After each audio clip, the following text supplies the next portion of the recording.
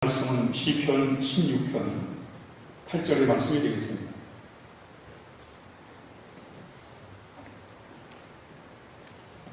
구약성경 812년 시편 16편 8절입니다.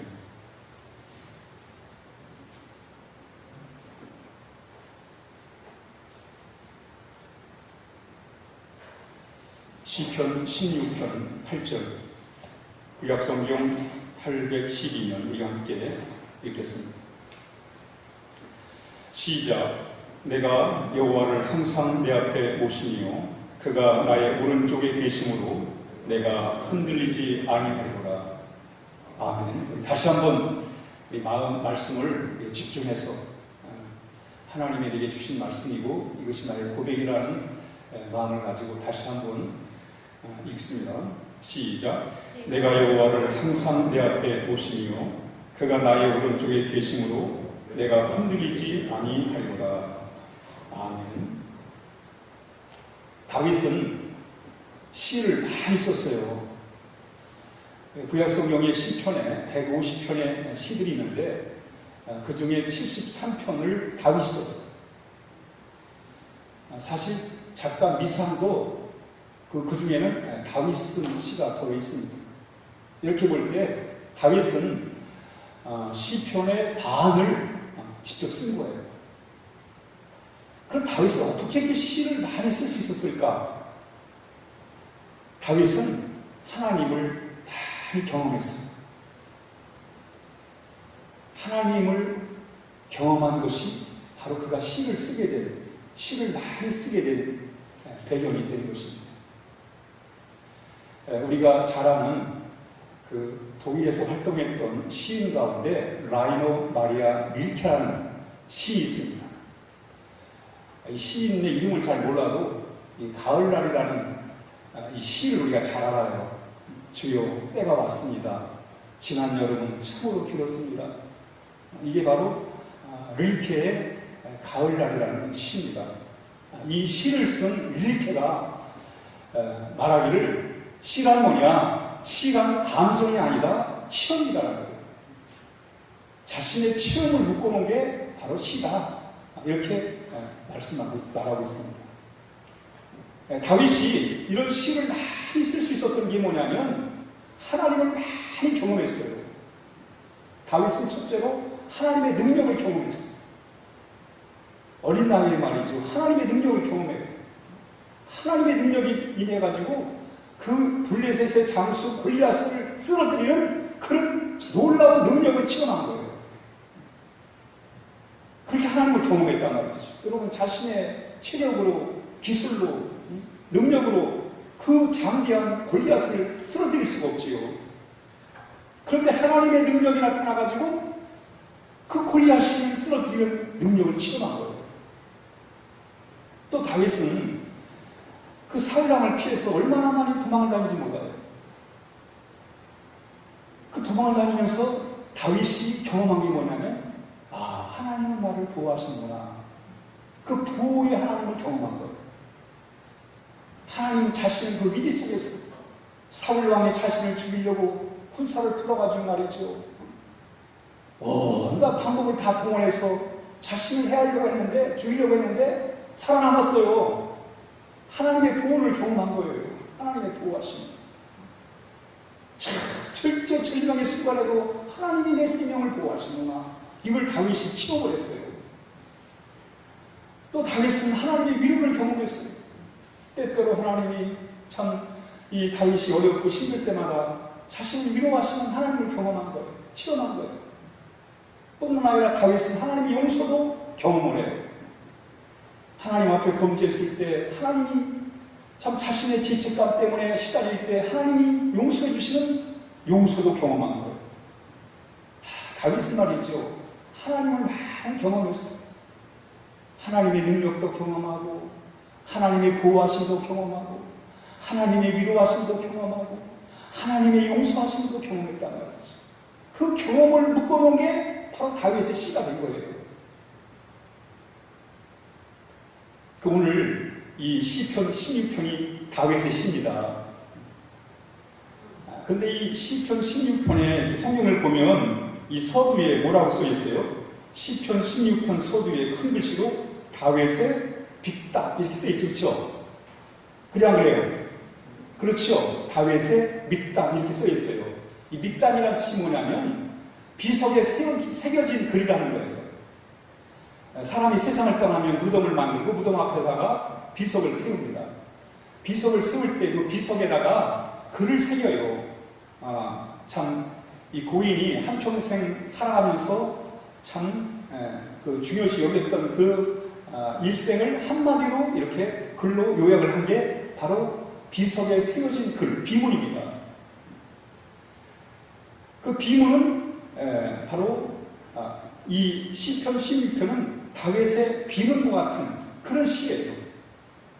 마치 고인이 세상을 떠난 고인이 비문을 세워서 그래서 그 비문을 통해서 이분이 이런 인생을 살았구나 라는 어떤 그분을 통해서 교훈을 줄 목적으로 비문을 세운 것처럼 이 시편 16편은 다윗의 비문 같은 아주 중요한 시라는 것을 우리가 발견하게 된 것입니다.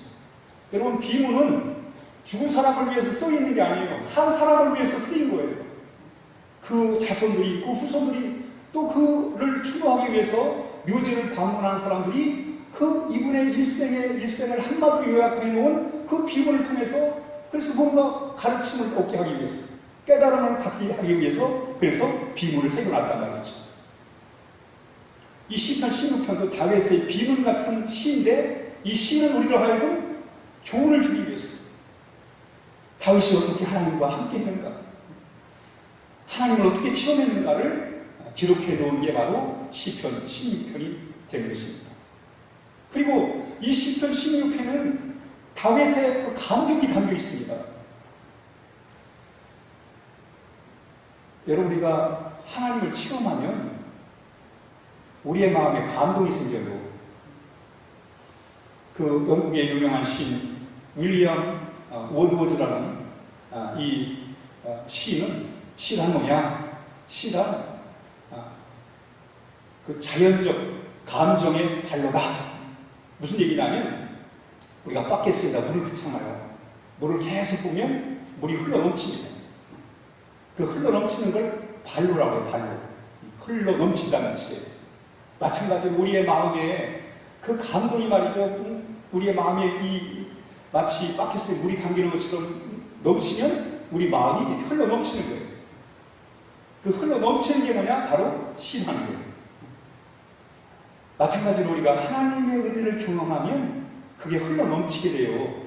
흘러넘칠 때 그게 찬양이 되고 기도가 되는 거예요. 마치 이 시편 16편은 다윗이 하나님을 체험하고 그래서 하나님을 체험했더니 마음에 감동이 막 일어나는 거예요. 감동이 넘치는 물처럼 흘러넘치는 거예요.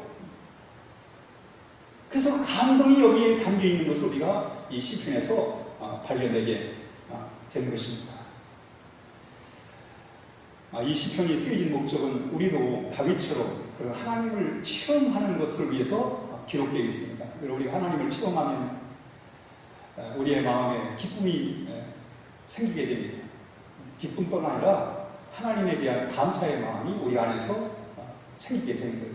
그래서 우리가 정말 하나님을 체험할 때 우리의 가슴에 뭉클함이 참 솟아오를 수 있는 그런 우리가 신앙의 삶을 우리가 살아야 할 것입니다. 지금 코로나19로 인해 가지고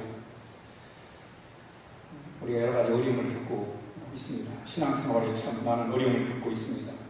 모임 활동도 어렵고 자유롭게 예배를 드릴 수 없고 말이죠. 이런 상황에 우리가 처해 있습니다.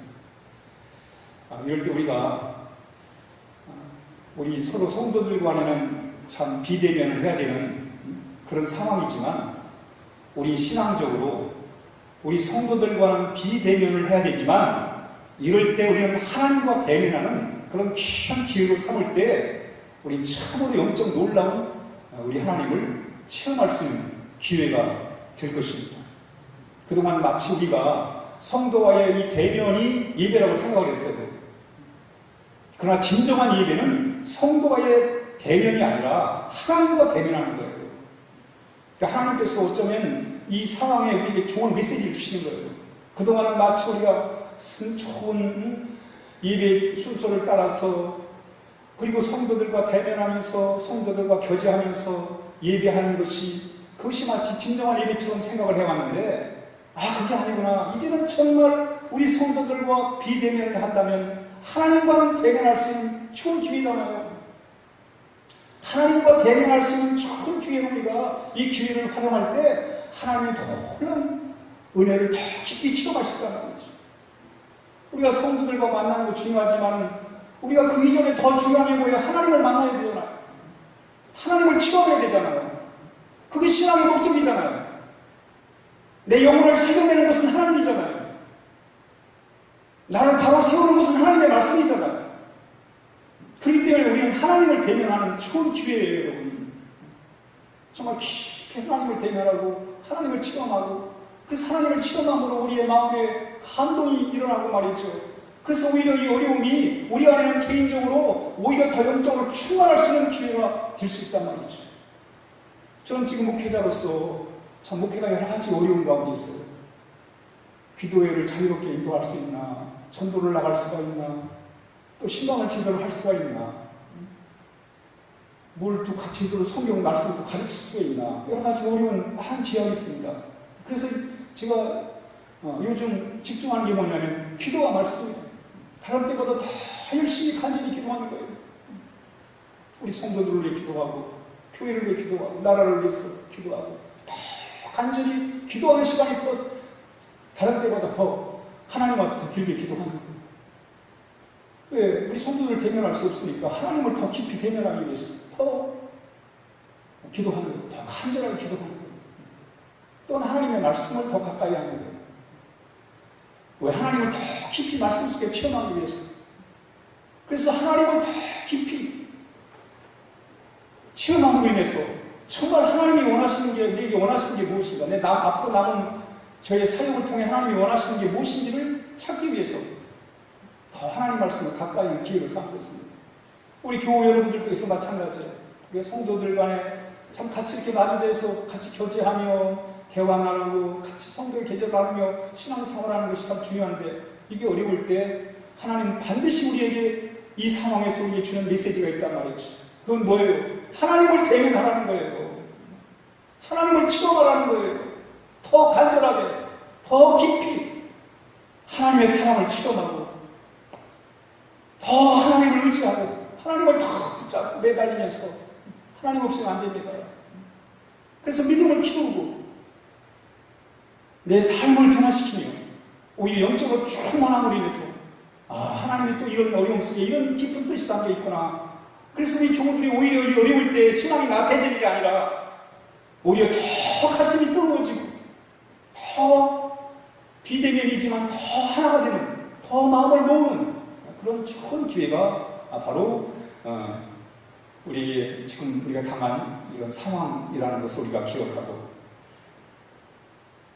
그러기 위해서 우리는 하나님을 체험해야 돼요. 다윗이 하나님을 체험했던 것처럼 그 체험이 시가 되고 간증이 되고 그가 비문이 되어서 오늘 우리에게 이렇게 참 그 시를 통해서 우리 하나님을 체험하도록 하시는 것을 우리가 바라보면서 오늘 우리 이 말씀 다윗이 체험한 하나님을 오늘 우리도 깊이 체험하는 그런 시간이 되기를 바랍니다. 먼저 시편 16편에 다윗이 체험했던 하나님이 어떤 하나님인가를 먼저 한번 살펴보겠습니다. 우리 16편 1절을 한번 읽습니다. 영상을 참고하시고 시편 16편 1절 함께 읽습니다. 시작. 하나님이여 나를 지켜주소서 내가 주께 피하나이다. 이 시편 첫 구절이 뭐냐면 하나님 나를 지켜주십시오. 내가 하나님께 피합니다. 우리는 도망자의 삶을 살아보지 않았기 때문에 별 실감이 안 나요. 이 피난처, 이 도피성, 안식처 이게 별로 이렇게 마음에 와닿지 않지만 사실 다윗에게는 아주 절박한 거예요. 도망을 너무 많이 다녀가지고 이 피난처, 이 안식처, 도피처라는 게 이 다윗에게는 깊이 정말 마음에 각인이 되어 있어요. 계속 사울 왕을 피해서 도망을 다녀야 하는 그런 상황에서 이 피난처라는 것은 정말 중요한 거예요. 다윗은 하나님이 나의 피난처가 되신다는 거예요. 하나님이 나의 도피처가 되신다는 거예요. 다윗이 경험했던 하나님이 어떤 분인가? 나의 피난처, 나의 안식처가 되신다는 것을 이렇게 고백하고 있습니다. 여러분, 우리가 잘 아는 것처럼 다윗은 사울 왕을 피해서 참 팔레스타인 지역에 안 가본 데가 없어, 안 숨어본 데가 없을 정도로 많은 참 도망을 다니게 됩니다. 그래서 그 이스라엘 땅에서는 더 이상 도망할 데가 없어가지고 적지인 블레셋으로 넘어가요. 넘어가가지고는 반란이 됩니다. 저 다윗이 블레셋의 장수 골리앗을 쓰러뜨리는 사람이라는 것을 알게 되고, 그래가지고 거기서 큰 위기를 만나게 됩니다. 근데 하나님 도움으로 그 위기를 벗어나게 돼요. 그때 다윗이 이렇게 고백합니다. 시편 34편 8절에 너희는 여호와의 선하심을 맛보아할지어다. 그에게 피하는 자는 복이 있도다. 다윗이 도망을 다니면서 한 가지 깨달은 게 있어요. 그 깨달은 진리가 뭐냐면 하나님이 피난처가 되시더라는 거예요. 하나님이 도피처가 되시더라는 거예요. 숨을 데가 많이 있지만 진짜 영원히 숨을 수 있는 곳은 하나님이시더라는 거예요. 하나님이 피난처가 되시더라는 거예요.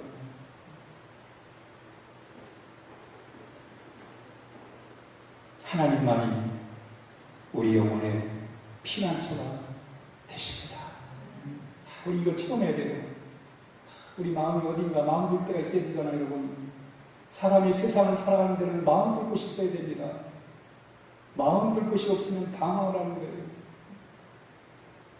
괴로운 인생을 살게 되고 외로운 인생을 살게 되는 거예요. 그래서 적어도 사람은 마음 둘 곳을 찾아야 돼요. 마음을 두고 살 곳이 있어야 돼요, 여러분. 근데 대체적으로 사람들은 사람에게 마음을 두고 살려고 해요. 사람에게 자신의 마음을 사람에게 좀 뭔가 이렇게 피하려고 해요. 그러나 여러분, 우리가 어려울 때 사람에게 피하다가 잘못될 수가 많이 있다는 거예요. 제가 군에 입대해가지고 군 생활을 하면서 그 1년 군대 먼저 들어온 고참이 저를 괴롭히는 거예요. 제가 군종인 거 알면서도 이 모임 때 술 마시라고 말이죠. 강요를 하고 말이죠. 괜히 특집을 잡고 말이죠. 그게 너무 힘들더라고요. 그리고 뭐 별 차이가 안 나니까 적어도 2년 동안은 같이 생활을 해야 되니까 너무 앞날이 너무 막막하고 그래요. 그런 가운데 이 말년 병장 고참이 저한테 와가지고는 이렇게 상담을 해요. 어려운 일 없냐고, 불편한 거 없냐고. 그래가지고 이분이 내 마음을 좀 이해해 주나 보다, 위로하려고 하나 보다. 그래가지고 그 사람이 얘기를 했어요. 저 사람이 나를 좀 힘들게 한다, 어렵게 한다, 이렇게 얘기를 했어요. 그래서 맨 처음에 이해해주고 뭔가 이렇게 좀 그 문제를 해결해 줄 것처럼 이렇게 얘기를 하더라고요. 근데 그리고 이제 얘기한 다음 나서 오히려 이 1년 고참 이 사람이 나를 더 힘들게 하는 거예요.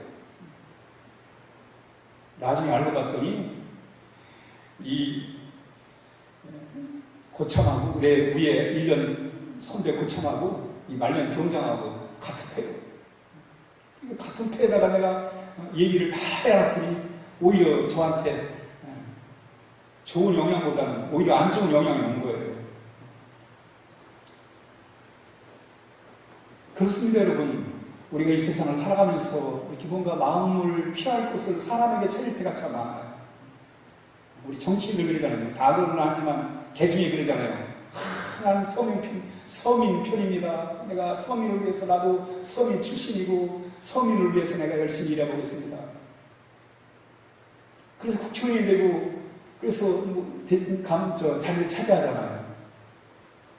근데 이미 그 사람은 선인 아니에요. 권력이 주어졌기 때문에 선인이 아닙니다. 우리 착각을 해요. 아, 저 사람은 우리 선이 편해서 선이 우리 일하겠지. 그렇지 않다는 거예요. 그러므로 우리가 우리의 마음을 함부로 사람에게 두지 말라는 거예요. 이 말은 사람을 신뢰하고 믿지 말라는 그런 말이 아니라 우리의 마음을 하나님께 두라는 거예요. 하나님께 마음을 두고 살아라. 우리가 하나님께 마음을 두고 살 때 우리는 거기서 하나님의 도우심을 통해 마음의 쉼을 얻을 수 있다는 것을 말씀하고 있습니다. 어떤 사람들은 물질에다가 마음을 두려고 해요. 물질을 의지함으로 거기서 뭔가 좀 이렇게 마음을 쉼을 얻으려고 해요. 안식을 삼으려고 해요. 그러나 여러분, 오늘 다윗이 그런 고백을 하잖아요. 시편 16편 5절에 여호와는 나의 산업과 나의 잔의 소득이시니 나의 분깃을 지키나이다. 물질도 결국 마음의 안식처가 될 수 없다는 거예요. 그러니까 우리 뭐예요? 우리 하나님을 우리는 마음의 안식처로 삼고 살아야 될 것을 다윗이 우리에게 말씀하고 있습니다. 시편 118편 8절에 여호와께 피하는 것이 고관들을 치료하는 것보다 낫다고 했어요. 하나님께 피하는 게 시리는 자들에게 피하는 것보다 훨씬 낫다고 말씀합니다. 시편 146편 3절에 주인들을 의지하지 말며 도울 힘이 없는 인생도 의지하지 말아라, 이렇게 말씀합니다. 여러분, 우리는 이 하나님 말씀을 통해서 우리가 어디다 마음을 두고 살아야 될지, 뭘 의지하고 살아야 될지를 오늘 우리에게 말씀해 주고 있습니다. 여러분, 우리가 마음 두고 살 곳은 하나님이세요. 이 스페인에 가면 이 투어라는 경기가 있습니다. 소와 사람이 싸움을 하는 경기예요. 아주 스페인과 포르투갈 같은 곳에 아주 유명한 그런 스포츠 경기인데, 이 투사하고 이 소가 이제 싸움을 한참 합니다. 그러면 이제 그 소가 투사를 하면서 이렇게 돌진하다가 창에 맞고 하면서 지쳐요. 지칠 때 이 소가 피하는 곳이 있습니다. 이 코가 사람들의 그 시선에서 피해가지고 소가 쉬는 곳이 있어요. 이 소가 쉬는 곳이 그 스페인어로 쾌렌시아라고, 쾌렌시아. 이 쾌렌시아라는 말은 안식처 또는 피난처, 그런 뜻이 있습니다. 그 스페인어로 쾌렌시아는 안식처, 피난처라는 의미가 있어요. 그 소가 그 창에 맞아가 피를 줄줄 흘리면서 너무 지치고 너무 힘드니까 다시 힘을, 에너지를 확보하기 위해서 그 쾌렌시아라는 곳으로 가가지고 쉬는 거예요. 쉬었다가 다시 이제 힘이 나면 다시 나와서 이제 투사와 경기를 또 하는 것입니다. 여러분, 우리가 세상을 살아가면서 이 쾌렌시아가 필요해요. 안식처, 피난처가 필요합니다. 마음 둘 곳이 필요합니다. 이 다윗이 세상을 살아가면서 그 어려운 시절 마음의 안식처를, 하나님께 마음의 안식처를 삼았다는 거예요. 하나님께 마음을 두고 살았다는 거예요. 하나님을 쾌렌시아, 피난처로 삼고 살았다는 거예요. 하나님께서 그 제사장 아론에게 이런 얘기를 해요. 너희 이제 후손들이 가나안 땅에 들어가면 네 후손들에게는 다른 지파는 다 땅을 분배하고 재산을 분배할 거지만은 너희들은 땅도 재산도 없다, 이렇게 말해요. 그러면서 하나님이 아론에게 하시는 말씀이 바로 내가 너의 재산이고 너의 유산이다, 이렇게 말씀하세요. 이게 무슨 뜻이에요? 하나님만 의지하고 살아가는 거예요. 하나님께만 마음을 두고 살아가는 거예요. 제사장으로서 하나님만 바라보고 살아가는 거예요.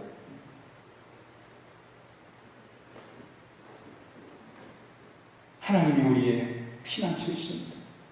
시편 91편 2, 3절에 나는 여호와를 향하여 말하기를 그는 나의 피난처요 나의 요새요 내가 의리하는 하나님이라 하리니 이는 그가 너를 새 사냥꾼의 올무에서와 심한 전염병에서 건지실 것이니라, 이렇게 말씀합니다. 하나님만이 우리의 피난처가 되십니다. 하나님만이 우리 영혼에, 우리의 마음에 안식처가 되시는 거예요. 다윗이 하나님을 그렇게 체험한 거예요. 그 도망을 다니면서 그 죽을 고비를 겪으면서 온갖 풍파를 다 겪으면서 하나님이 나의 피난처구나, 하나님이 나의 안식처구나, 이걸 통감했다는 거죠. 그래서 오늘 본문에서 그렇게 고백하는 거예요. 하나님이여 나를 지켜주셔서 내가 주께 피하나이다 이렇게 고백하고 있습니다. 여러분 모세도 말년에 그런 고백을 해요. 시편 90편 1절에 주여 주는 대대에 우리의 거처가 되었나이다. 모세도 얼마나 어려운 삶을 살았어요. 근데 하나님이 자신의 거처가 되었다는 거예요. 피난처가 됐다는 거예요. 안식처가 됐다는 거예요. 예레미야도 그렇게 고백합니다. 여호와 나의 힘이요 나의 요새요 환난날의 피난처시요 라고 이 예레미야도 그렇게 고백을 합니다. 여러분 다윗에게 피난처가 되셨던 하나님, 모세에게 피난처가 되시고 예레미야에게 피난처가 되셨던 우리 하나님이 우리의 피난처가 되십니다. 그러므로 우리는 뭐예요? 우리 하나님, 피난처이신 하나님을 우리의 중심에 모시고 살아야 돼요. 우리 한번 같이 시편 16편 8절을 다시 읽어보겠습니다. 시편 16편 8절 시작. 내가 여호와를 항상 내 앞에 모시며 그가 나의 오른쪽에 계심으로 내가 흔들리지 아니하리라. 다윗의 고백에 항상 하나님을 내 마음에 내 중심에 모시고 살겠다는 거예요. 왜? 흔들리지 않기 위해서 하나님을 다 마음 중심에 모시고 살아가겠다는 거예요. 이 탈무드에 이런 얘기가 나와요. 한 여인이 이제 강을 건너기 위해서 다리를 이제 이렇게 건너려고 해요. 근데 다리가 시원찮아 보이는 거예요. 아무래도 이 다리를 건널 때 다리가 무너져가지고 자신이 빠져 죽을 것 같아요. 그리고 다리는 또 건너야 되는데 어쩔 수 없이 다리를 건너야 되는데 다리가 너무 약해 보이는 거예요. 불안한 거예요. 아무리 마음을 다 잡아도 불안해가지고 그 다리를 건널 수가 없어요. 하나님께 기도를 드려요. 하나님, 제가 이 다리를 무사히 건널 것 같으면 제 재산을 하나님께 드려서 그래서 하나님을 위해 쓰도록 하겠습니다. 그렇게 기도를 드리고 이제 다리를 이렇게 이제 건너가는 거예요. 근데 이제 반쯤 뭐 별 이상 없이 무리 없이 반쯤 이렇게 왔어요. 왔는데 후회가 되는 거예요. 왜 내가 전 재산을 하나님께 드리겠다고 했지? 그리고 생각이 바뀌는 거예요. 하나님, 다시 기도를 하나님, 제가 이 다리를 무사히 건너면 저는 땡전 한 푼 없는 알거지가 됩니다. 다 가졌으니까 이제 알거지가 된다면 저는 알거지가 됩니다. 하나님, 제가 알거지가 되면 하나님 원하지 않겠지요? 그래요. 그래서 하나님이 알거지가 되길 원하지 않으시니까 제가 반만 재산의 반만 하나님께 드리겠습니다. 그래도 괜찮겠죠? 그래요. 그리고 이제 또 반을 드리고 해놓고 이제 간 거예요. 산물이 이쯤 왔는데 별 문제가 없는 거예요. 그 생각을 다시 해보니까 이 반도 무리요. 그래서 하나님, 알고 보니까 다리도 별 문제가 없었고 이 산물이 여기까지 왔는데 반은 너무 많은 것 같습니다. 그러니 한 5만 원만 헌금하도록 하겠습니다. 그랬어요. 그리고 이제는 거의 이제 다리를 다 건널 무렵에 갑자기 막 다리가 흔들리면서 막 이 여인이 가물에 빠질 그런 위기에 빠져버려요. 그래서 이 여인이 기도를 바꿔요. 하나님, 마지막에 그 5만 원 한다는 건 농담입니다. 진심이 아닙니다. 이 탈무드가 말하는 이 메시지가 뭐냐면 사람들이 다 대부분 자기 중심으로 하나님을 믿는다는 거예요. 다 내 중심으로 하나님을 믿는다는 거예요. 내 중심으로. 말로는 하나님 중심이라고 그러는데 사실은 다 자기 중심으로 하나님을 믿고 있다는 거예요.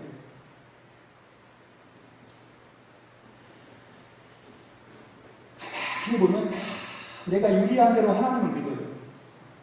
내가 유리한 대로 하나님을 믿는 거예요.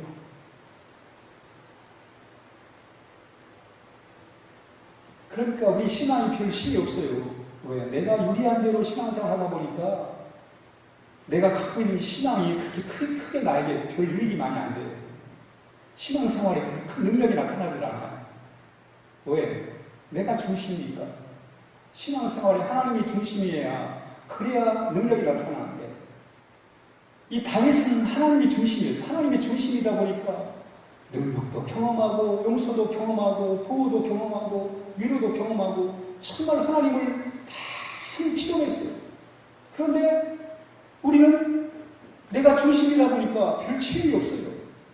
그러다 보니까 꼭 뭐 하나님 믿어야 되나? 뭐 하나님 안 믿어도 뭐 사람들이 별 지장 없는 것 같은데 이렇게 된단 말이죠. 여러분, 신앙생활의 중요한 게 뭐냐면 하나님 중심의 신앙생활을 하는 거예요. 여러분, 기도가 뭐예요? 기도가 지금 내 중심으로 살아가고 있는가? 하나님 중심으로 살아가고 있는가? 그 지혜를 얻는 게 하나님 앞에 기도하는 거예요. 지금 내 삶에 무기력하고 내 삶의 신앙의 별을 신앙이 나에게 별 도움이 안 되는 것처럼 느껴진다면 우리는 내 중심으로 지금 하나님 믿고 있는 거예요. 신앙생활이 별로 도움이 안 된다 이런 느낌이 오면 그건 내가 얼마나 하나님 중심이 아니라 내 중심으로 살아가고 있는가에 대한 표시예요. 표시.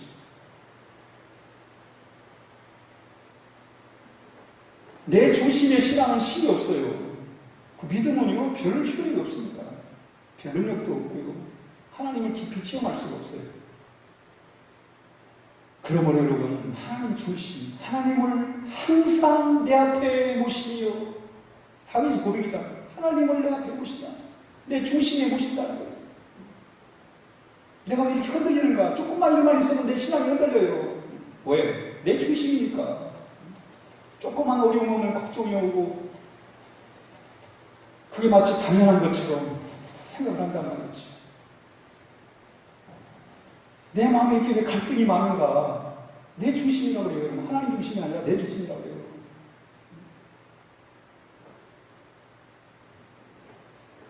그럼 하나님을 중심으로 산다는 게 뭐냐? 하나님을 중심으로 산다는 것은 하나님을 최고로 사랑하는 거예요. 하나님을 최고로 사랑하는 거예요. 신명기 6장 4절에 이스라엘아 들으라. 우리 하나님 여호와는 오직 위하신 여호와시니 너는 마음을 다하고 뜻을 다하고 힘을 다하여 내 하나님 여호와를 사랑해라. 여러분, 하나님 중심의 삶을 산다는 것은 하나님을 사랑하는 거예요. 하나님이 좋은 거예요. 하나님보다 세상에 더 좋은 것이 없어야 돼요. 그게 진짜 하나님 사랑하는 거예요.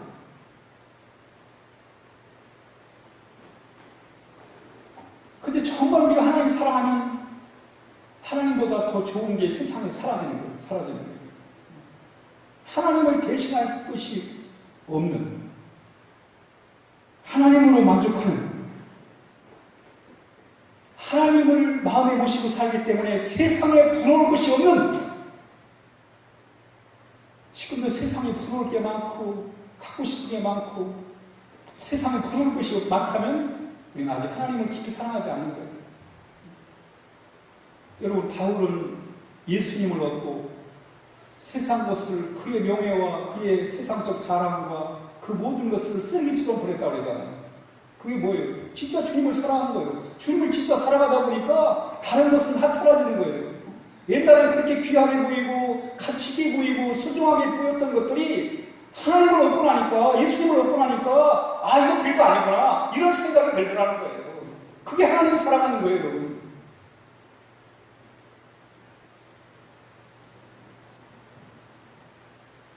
하나님을 최고로 좋은 거예요. 좋아하는 거예요. 여러분, 다윗 시대 때 아삽이라는 찬양대 대장이 있었어요. 그 대장이 이렇게 고백을 해요. 시편 73편 25절에 하늘에서는 주 위에 누가 내게 있으리요 땅에서는 주밖에 내가 사모할 자가 없나이다. 세상에 말이죠, 내가 진짜 좋아할 분은 하나님밖에 없다는 거예요. 하늘에서나 땅에서나 하나님밖에 없다는 거예요. 우리 한번 시편 16편 2절을 한번 읽습니다. 시편 16편 2절 다윗의 고백입니다. 시작. 내가 여호와께 아뢰되 주는 나의 주님이시오니 주밖에는 나의 복이 없다 하였나이다. 얼마나 아름다운 고백이에요. 내가 하나님께 말하기를 주는 나의 주님이시오니 주밖에는 나의 복이 없습니다. 하나님이 된다는 거예요. 그게 하나님 사랑하는 거예요. 살아간다는 것은 하나님만 있으면 내가 됩니다. 시편 73편 28절에 하나님께 가까이 하니 내게 복이라 내가 주 여호와를 나의 피난처로 삼아 주의 모든 행적을 전파하리라. 여러분, 하나님 중심으로 산다는 것은 하나님을 사랑하는 거예요. 하나님이 좋은 거예요. 좋은 거예요. 세상에 그 어느 것보다도 하나님이 좋은 거예요. 하나님이 이 세상을 창조한 게 좋고 인간을 만든 것이 좋고 그분이 이 세상을 다스리는 게 좋고 그분이 나를 사랑하시는 것이 좋고 또 하나님을 중심으로 살아간다는 오늘 다윗이 고백하고 하나님을 항상 내 앞에 모신다. 하나님을 중심으로 살아간다는 게 뭐냐면 하나님의 말씀을 따라 살아가는 거예요. 하나님의 말씀을 따라서. 신명기 6장 6절에 오늘 내가 너에게 명령한 이 말씀을 너의 마음에 새기라고 말씀하고 있습니다. 하나님의 말씀을 따라 살아가는 거예요. 우리는 하나님을 만나는 게 어떻게 만나면 하나님 말씀을 통해 하나님을 만나거든요. 말씀을 통해서 우리가 하나님을 만나는 거예요. 하나님은 우리에게 생명의 말씀도 주시고 축복의 말씀도 주세요.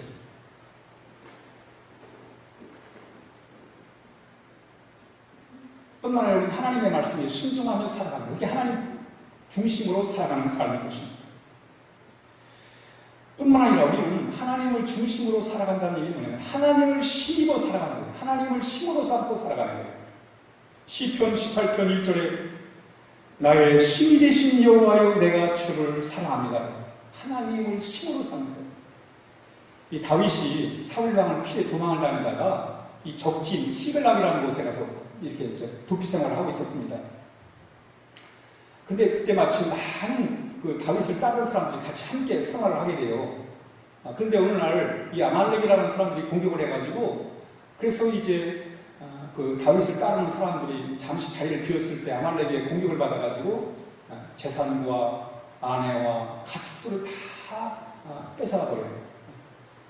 그래가지고 졸지에 다윗을 따르는 사람들이 그 아내를 잃어버리고 재산을 잃어버리고 자녀를 잃어버린 거예요.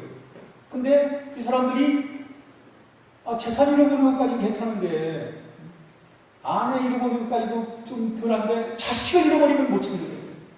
그래가지고 자식을 잃어버리고 나니까 그냥 눈에 보이는 게 없어요.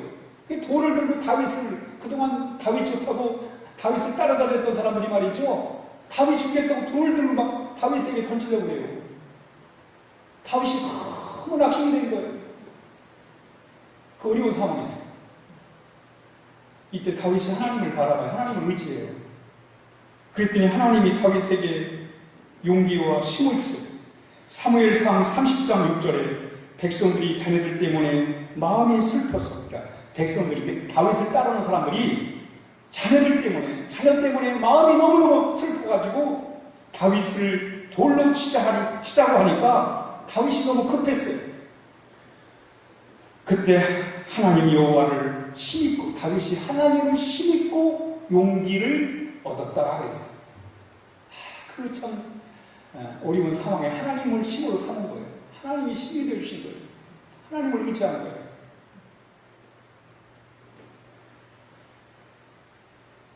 우리가 하나님을 의지하고 살아갈 때 우리는 담대한 삶을 살아갈 수가 있는 것입니다. 마지막으로 우리가 하나님을 마음의 중심에 모시고 살아갈 때 하나님이 우리에게 주시는 게 있어요. 그게 바로 뭐냐면 하나님이 주신 기쁨입니다. 기쁨. 우리 함께 16절 읽고 16장 11절 읽고 마치겠습니다. 시작. 주께서 생명의 길로 내게 보이시리니 주의 앞에는 기쁨이 충만하고 주의 우편에는 영원한 즐거움이 있나이다. 하나님을 마음에 모시고 살아갈 때 하나님이 피난처가 되시고 안식처가 되시고 도피성이 되셔가지고 하나님의 마음에 기쁨을 주시는 거예요. 기쁨. 다윗이 경험했던 게 뭐냐면 하나님이 피난처가 되셔서 그 피난처이신 하나님을 마음에 모시고 중심에 모시고 살았더니 하나님께서 자신을 구원해 주시고 이렇게 자신의 마음에 기쁨을 주시더라는 거예요. 여러분 지금 코로나19 때문에 우리의 마음이 우울하잖아요. 자영업자들은 말이죠. 참 어떤 분은 수면제를 먹어가면서 하루하루를 버티는 사람도 있고 말이죠. 정말 많은 어려움 속에 좀 있어요. 한 사람이 우울한 지금 세월을 보내고 있습니다. 이런 세상에서 참 피난처 되신 우리 하나님을 의지하고 그 하나님을 마음에 모시고 그저 세상 것은 좀 부족해도 하나님 있으면 산다는 그런 믿음을 가지고 나갈 때 하나님은 그 속에서 우리에게 기쁨을 담아주시는 거예요. 여러분, 하나님이 우리에게 주고자 하시는 것을 얻어야 돼요. 우리는 신앙생활을 하면서 우리가 필요한 것을 하나님께 구해서 받는 것 중요합니다. 우리 하나님 그래서 기도해야지. 하나님 이것도 필요하고 저것도 필요하고 하나님 우리에게 필요한 것들을 주십시오. 이렇게 우리가 기도를 해야 돼요. 그러나 또한 하나님이 우리에게 주고자 하시는 게 있어요. 우리가 구하지 않아도 하나님이 주고자 하시는 것. 이게 사실은 우리가 실제 받아야 할 게 뭐냐면 우리가 필요해서 구하는 것도 받아야 되지만 진짜 받아야 할 게 뭐냐면 하나님이 주고자 하시는 걸 받아야 돼요. 하나님이 주고자 하시는 것. 이게 진짜거든요. 우리는 당장 필요한 것만 생각을 하지 이것이 진짜 중요하고 이게 참 영원히 나를 복되게 하는 걸 잘 몰라요. 그런데 하나님이 주고자 하시는 것은 이 진짜 중요한 거예요. 이거 진짜 받아야 되고 이건 진짜 누리고 살아야 돼요. 이 당장 나한테 뭐 필요 없는 것처럼 느껴진다 할지라도 하나님이 주시는 건 받아야 돼요. 그 하나님이 주고자 하시는 것 중에 하나가 뭐냐면 기쁨이에요. 기쁨. 하나님의 기쁨. 여러분, 예수님께서 요한복음 17장 13절에 지금 내가 아버지께로 가오니 내가 세상에서 이 말을 하옵는 것은 그들로 내 기쁨을 그들 안에 충만히 가지게 하려 함이라 했어요. 그 제자들을 향해서 하신 말씀이에요. 하나님께 기도드린 말씀이에요. 주님께서 주님, 내 기쁨이 저 제자들 마음속에도 있게 해주십시오. 주님의 소원이에요. 주님, 제자들의 우울한 마음속에 그 주님의 기쁨을 담아주시기 원했던 것이 주님의 기도의 핵심입니다. 그러니까 주님이 우리에게 주고자 하시는 것 중에 하나가 뭐냐면 기쁨입니다. 기쁨. 이 기쁨은 무슨 기분이 좋아가지고 뭐 사는 게 수월해가지고 뭐가 잘 돼가지고는 기쁨, 감정적인 기쁨이나 기분이 아니라 정말 하나님이 내 마음속에 담아주신 기쁨입니다. 하나님의 기쁨이에요. 그 기쁨이 있으면 우리가 어떤 상황에도 우리는 이 우울한 세상에서 밝게 살 수 있어요. 즐거운 마음을 가지고 살아갈 수 있단 말이에요. 이게 하나님이 진짜 우리에게 주고자 원하시는 거예요. 우리는 이걸 진짜 받아가지고 살아야 돼요. 다윗은 그 기쁨을 마음에 가지고 담고 사는 거예요. 어떻게? 하나님을 중심에 모시고 하나님 중심으로 삶으로 인해서 진짜 기쁨입니다. 우리는 때로는 우울한 게 편할 때가 있죠.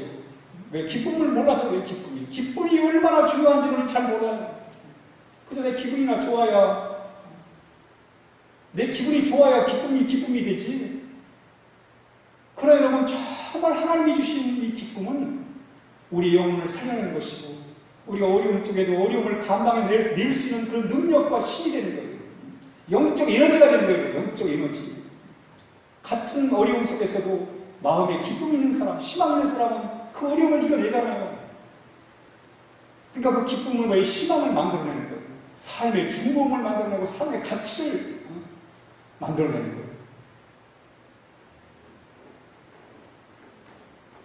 오늘 우리가 여러 가지 어려운 상황이 있지만 이럴 때일수록 우리는 하나님을 체험하셔야 됩니다. 우리는 좋은 기회예요. 우리가 이 성도들과의 관계 속에서는 여러 가지 힘들고 있지만 그러나 성도들과는 비대면을 해야 되지만 내가 하나님과는 대면하리라. 마치 야곱이 그랬던 것처럼 야곱이 하나님을 대면했던 것처럼 하나님을 대면하라. 내가 세상적으로 내가 비대면의 삶을 살아야 되지만 내가 이번에 하나님에 관해서는 내가 하나님에 대해서는 대면하리라는 그런 믿음을 가지고 나갈 때 우리는 반드시 하나님을 더 깊이 체험하는 기회가 될 것입니다. 그리고 이 어려울 때 여러분, 하나님은 반드시 우리의 피난처가 되십니다. 여러분, 다른 데다 마음 두고 사지 마세요. 하나님께 마음을 두고 사세요. 하나님이 진짜 피난처세요. 우리의 위로자세요. 하나님께 마음을 두고 살면 마음이 잘못되지 않아요. 사람에게 마음을 둬버리면 상처를 받게 될 수 있어요. 돈에다가 마음을 두면 늘 염려와 근심에서 벗어날 수가 없어요. 그러나 좋으신 하나님께 내 마음을 맡기고 살면 그게 나의 위로가 되고 내 희망이 되고 내 기쁨이 되고 내 능력이 된다는 거죠. 더 철저히 주님, 우리 하나님 중심의 삶을 살아서 그래서 우리 안에 정말로 영적으로 놀라운 체험들을 통해서 더 북박치는 하나님을 향해 더 뭉클한 가슴을 가지고 이 어려움을 이겨나가는 우리 아름다운 모든 성도 다 되시기를 주의 이름으로 축복합니다. 기도하겠습니다. 하나님 아버지, 절망 속에서도 희망을 말씀하시는 주님, 우울할 때도 우리에게 기쁨을 말씀하시는 주님, 그래서 우리가 세상보다 하나님 바라보기를 더 원합니다. 이 시간 하나님 주신 말씀 잘 기억해서 그 말씀 꼭 붙들고 우리 주님 중심의 삶을 살게 하여 주옵소서. 그리고 이 어려움을 잘 이겨나므로 인해서 이제는 우리가 비대면의 사회 속에서 하나님을 대면하는 놀라운 기회가 되게 하여 주옵소서. 예수로 기도하옵나이다.